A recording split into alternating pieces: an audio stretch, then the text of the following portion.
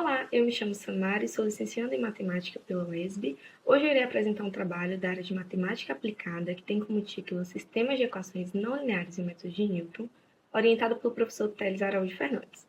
Logo na introdução, eu gostaria de destacar o problema matemático da nossa pesquisa, que é o de encontrar zeros de funções diferenciáveis de várias variáveis. Isto é, eu quero encontrar um P estrela no domínio da minha função f, que quando aplicar f nesse P estrela, o resultado deve ser zero.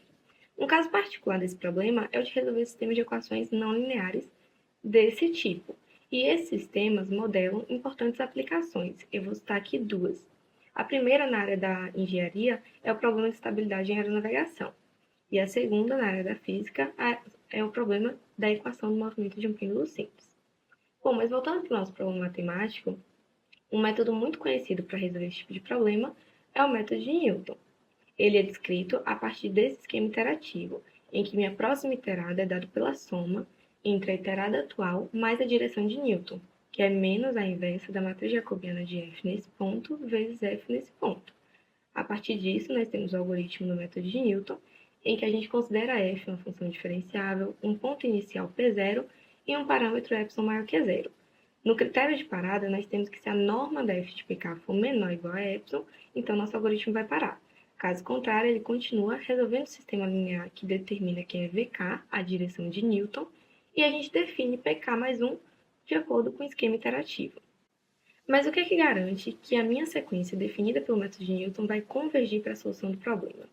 É o teorema de convergência local do método de Newton, que diz que, dada uma função diferenciável na vizinhança de um ponto P estrela, com derivada contínua nesse ponto, se P estrela for um zero da função f e se a matriz jacobiana de f nesse ponto for não singular, ou seja, se for possível calcular a inversa nesse ponto, então, para qualquer ponto inicial P0 suficientemente próximo a P estrela, o algoritmo 1 vai gerar uma sequência bem definida que vai convergir para a solução do problema. Na literatura atual, a gente não tem nada que garanta o quão próximo o ponto inicial precisa estar da solução.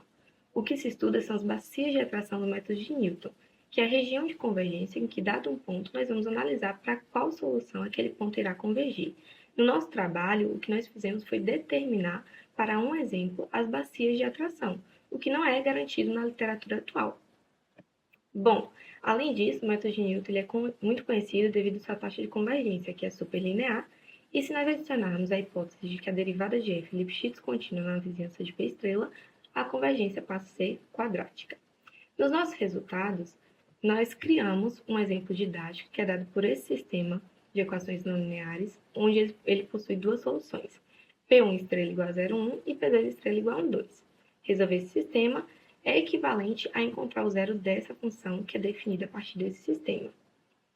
Bom, assim nós consideramos pk igual a xk yk e utilizando o esquema iterativo do método de Newton, nós obtivemos a sequência newtoniana. Em seguida, nós procuramos provar a convergência dessa sequência para uma das soluções, e assim nós obtivemos este resultado, que é o resultado principal do nosso trabalho, que nos diz que, se nós tomarmos o ponto inicial no semiplano em que a primeira coordenada desse ponto for menor que 1 sobre 2, a sequência vai convergir para a solução P1 estrela. E se nós tomarmos o ponto inicial no semiplano em que a primeira coordenada é maior que 1 sobre 2, então a sequência gerada pelo método de Newton vai convergir para P2 estrela. Eu trouxe duas figuras aqui que vão ilustrar exatamente as bacias de atração que nós obtivemos com aquele resultado. Então, qualquer ponto inicial que eu tomar neste semiplano em azul, a sequência gerada pelo método de Newton irá convergir para a solução por estrela. E qualquer ponto inicial que eu tomar nesse semiplano em vermelho, a sequência gerada pelo método de Newton irá convergir para P2 estrela. O que é feito na literatura atual são simulações numéricas. Nós também realizamos uma simulação numérica com 10.000 pontos iniciais e nós obtivemos indícios das bacias de atração que nós já havíamos determinado com a proposição. Bom, assim para concluir, nós estudamos o método de Newton para encontrar zeros de funções diferenciáveis de várias variáveis, em particular, encontrar soluções de um sistema de equações não lineares. Determinamos as bacias de atração para uma aplicação que não é assegurada na literatura vigente e para futuras pesquisas seria interessante aprofundar esse estudo para determinar as bacias de atração do método de Newton para sistemas de equações não lineares mais gerais.